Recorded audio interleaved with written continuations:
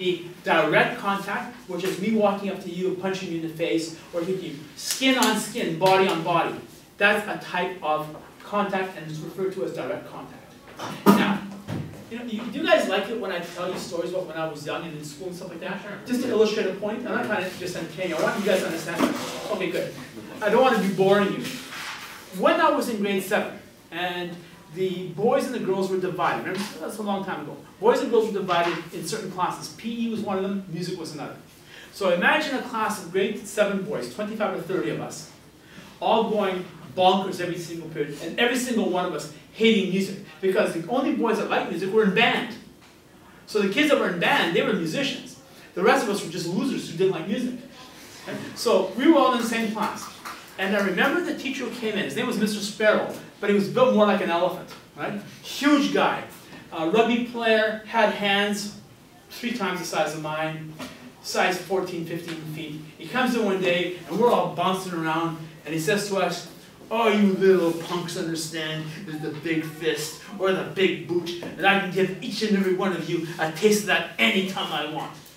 And because corporal punishment was allowed in those days, yeah, he could have.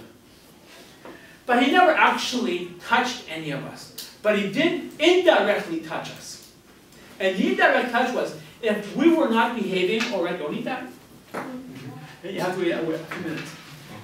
If we were misbehaving in class, and he was sitting at his desk, he had a big box of chalk at his desk. Each one cut to 1.5 inches, because he measured them. And he would take that piece of chalk, and he would whip it across the class. And he can nail you in the head from about 30 feet away. So you know how I'm sitting there and you guys are working? Imagine if you're sitting there and you lean over to talk to your friend, boom, back in the head of a piece of chalk. He did that. That's called indirect assault, where you use a weapon or an object to hurt somebody. Why do you make it so specific?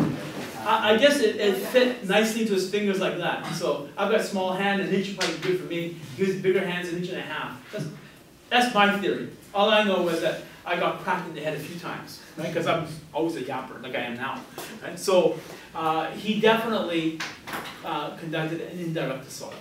If you hit somebody with an object, if you hit somebody with a weapon, that would be considered an indirect assault. And then, of course, there are different categories of assault, and we'll talk about that in a second.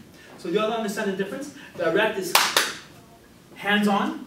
Indirect is using an object to carry out the assault. Doesn't mean one is worse than the other. There are a lot of people who have been beaten to death or killed with a punch, or punches and kicks. And a lot of people hardly hurt at all with an object.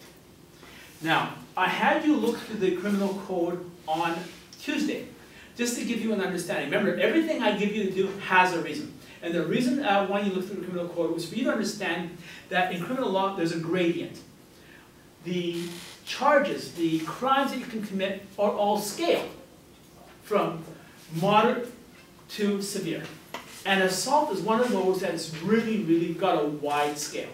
And maybe I'm not sure who covered it. I mean, I didn't look at your things, but I'm not sure who covered assault under their categories.